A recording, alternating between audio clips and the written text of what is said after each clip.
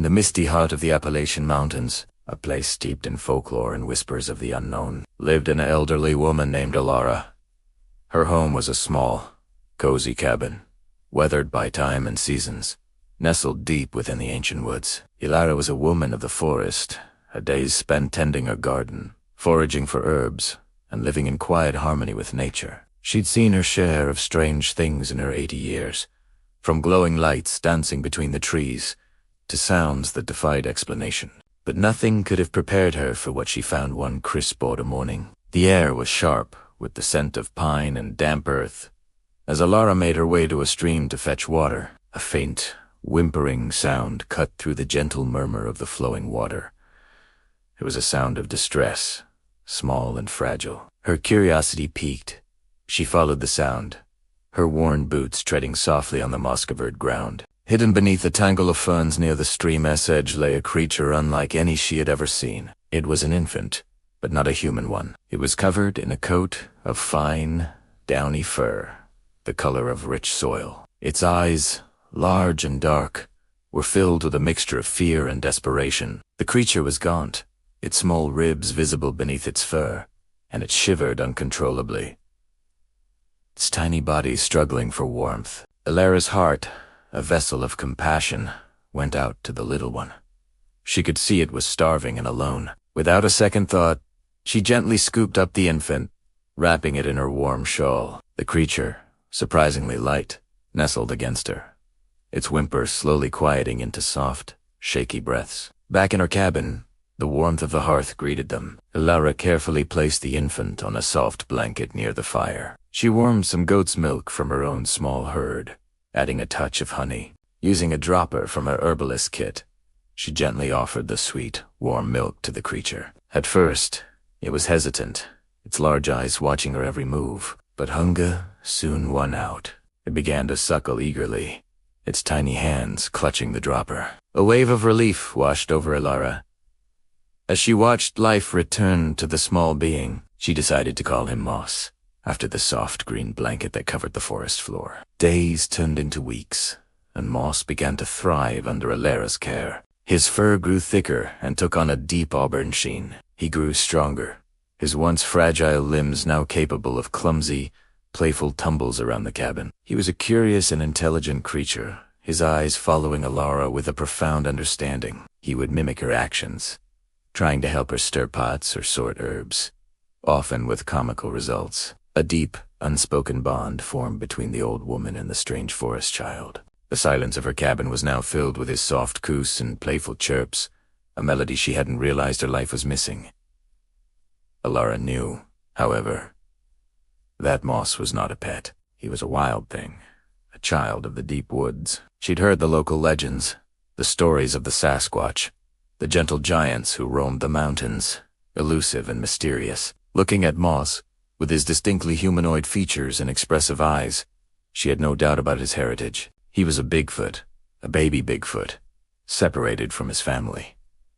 She often wondered about his mother. Was she out there, searching for her lost child? The thought filled her with both hope and a twinge of sadness, knowing that their time together might be limited. One evening, as a storm raged outside, rattling the windows of the small cabin, Moss became unusually restless. He paced back and forth, letting out low, mournful cries, his eyes fixed on the door.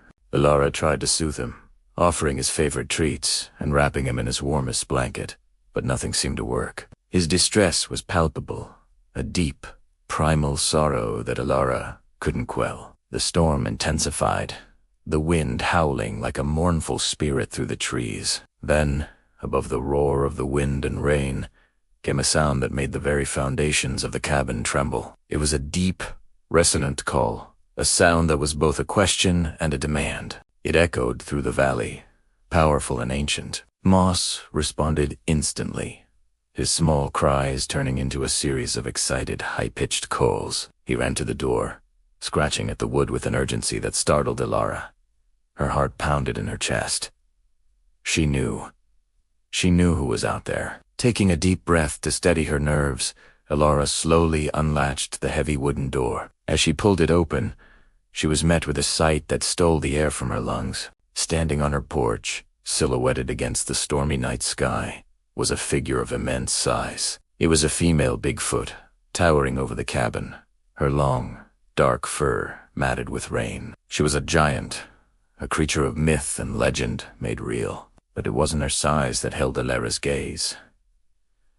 It was her eyes. They were the same large, intelligent, and dark eyes as Moss, and they were filled with a torrent of emotions, anguish, hope, and an overwhelming love. In that moment, Alara saw not a monster, but a mother who had been searching relentlessly for her lost child. The giantess let out a soft, guttural sound, a sound of pure relief and joy. As her eyes landed on Moss, he immediately scrambled out the door, calling out to her. The massive creature knelt down, her enormous form surprisingly graceful, and extended a hand the size of Alara's armchair. Moss ran into her palm, and she gently brought him to her chest, cradling him with a tenderness that brought tears to Alara's eyes. The mother Bigfoot nuzzled her baby, her deep rumbles a lullaby of reunion. Then, the mother turned her gaze to Alara.